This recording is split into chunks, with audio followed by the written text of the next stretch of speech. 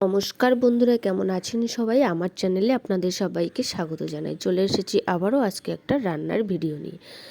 আজকে তেলাপিয়া মাছ রান্না করেছি, খুব সিম্পলের মধ্যে, ঘরোয়াভাবেই করেছি। তো তার জন্য প্রথমে বাজার থেকে যে তেলাপিয়া মাছ নিয়ে এসেছিলো, সেই তেলাপিয়া মাছটাকে এখানে আমি 4টে মাছ নিয়েছি।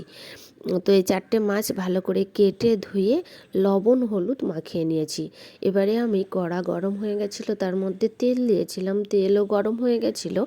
আমি মাছগুলোকে ওই গরম তেলের মধ্যে একটা একটা করে দিয়ে দেবো, দিয়ে লাল লাল করে ভেজে একটা পাত্রে তুলে নেব। দেখুন আমি এক এক করে ওই গরম তেলের মধ্যে দিয়ে দিচ্ছি তেলাপিয়া মাছগুলোকে।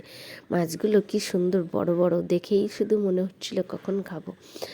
তো যাই হোক, আমি ভেজে একটা পাত্রে তুলে নিয়েছি। কড়াইতে এখনও তেল আছে, ওর মধ্যে দিয়ে দিলাম একটা পেঁয়াজ কুচিয়ে। এদিকে আমি শিলনোড়ার উপরে নিয়েছি একটু গোটা জিরে, গোটা ধনে, কয়েকটা কাঁচা লঙ্কা আর অল্প একটু আদা, সেটাকে আমি বেটে নেব। বেটে নিয়েছি। এদিকে তেলটা পেঁয়াজটা হালকা বাদামি বর্ণের হয়েছে, এর মধ্যে আমি ওই মশলাটা দিয়ে দিলাম। দিয়ে একটু সময় আমি এটাকে নেড়ে চেড়ে নেব। নেড়ে চেড়ে নিয়ে আমি স্বাদ মতো লবণ দিয়ে দেবো আর পরিমাণ মতো হলুদ গুঁড়ো দিয়ে দেবো। দিয়ে একটু সময় নেড়ে চেড়ে নেব।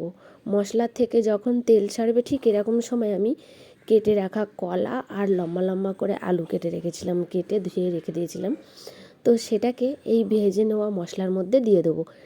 দিয়ে এটাকে আমি কিছু সময় ভেজে নেব এই মশলার মধ্যে। তো কলা আর আলুটাকে ভালো করে মশলার মধ্যে মশলার সঙ্গে মিশিয়ে একটু ভেজেও নিয়েছি। তো এবারে আমি এর মধ্যে দিয়ে দেবো পরিমাণ মতো জল। পরিমাণ মতো জল দিয়ে খুন্তি দিয়ে হালকা করে নেড়ে চেড়ে দেবো ভালো করে, কারণ অনেক ক্ষেত্রে কি হয়, মশলাটা কড়াইয়ের গায়ে লেগে যায়।